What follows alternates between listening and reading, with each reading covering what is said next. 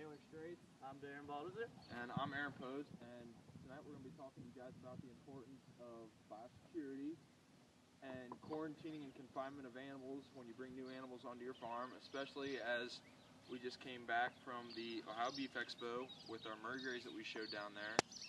And since we brought them down there and there was animals not only from all across the state of Ohio but all across the country, as a matter of fact, Sherry Clark had a bull from Oregon that stalled right next to our calves, and from Oregon to Ohio there's a lot of different diseases that can come from there, so it is important that you isolate those animals from your herd to make sure you can catch anything that they would bring back from the show and prevent it from spreading to your herd and causing a lot of damage, and then that can in turn make you lose a lot of money in having to treat them.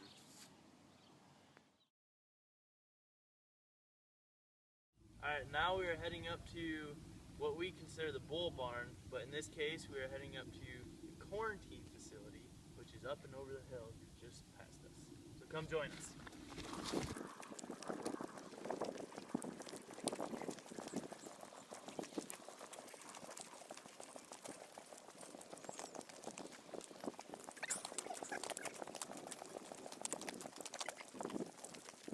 So we are up here at the bull barn.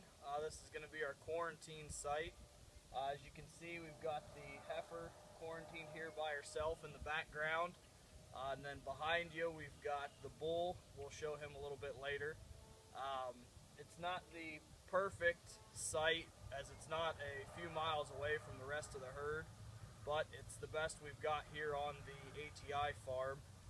They are located away from the rest of the herd by themselves. You can see there's no other cattle anywhere around. There's no other life form around, as they put it. Up here by ourselves, you know, it's easier for us to keep an eye on them to catch if they break out with any contagious or infectious type diseases. That way we can keep them treated and keep them everything under control so it doesn't infect the rest of the herd. Okay, so as you can see right now, this is a bull who was the grand champion at the Ohio Beef Expo. This is one of the ones ATI raised, and as you can see again, he's in the lot that's secluded from the rest of the herd. And as Darren said, yeah, they're away from everything else, but he said they're away from other living things that matter, like the horses you see out in the field. They don't matter. We're not worried about them. If they get sick, it's not a big deal.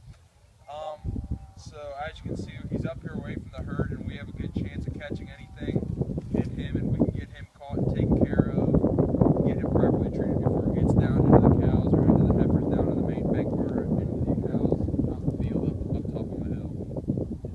Notice another thing, we do have the heifer and the bull separated. Ideally, you would want at least enough space where their noses can't touch or they can't come in contact with each other.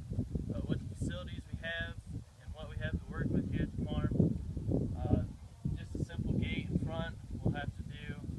They got plenty of room to run out the pasture here and get away from each other. Therefore, the diseases that the heifer may catch, the bull will have a better chance of not catching it and not becoming ill or sick from the diseases or pathogens that the heifer comes down with.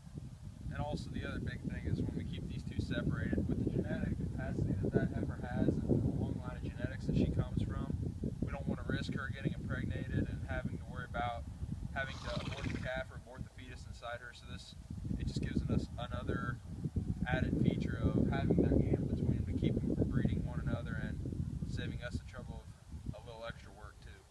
Alright, so here we have the nice EV 20-foot aluminum gooseneck trailer that the farm has. It's a pretty nice trailer, great for livestock use. We're working on getting it unloaded from the Ohio Beef Expo. Everything inside, I believe, is mostly out. Got the gates here on the back we took down with us.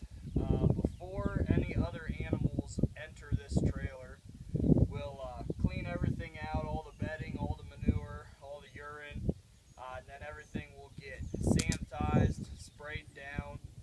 That way we can make sure that no other animals can catch any sicknesses that we may have possibly brought back from the expo. We'll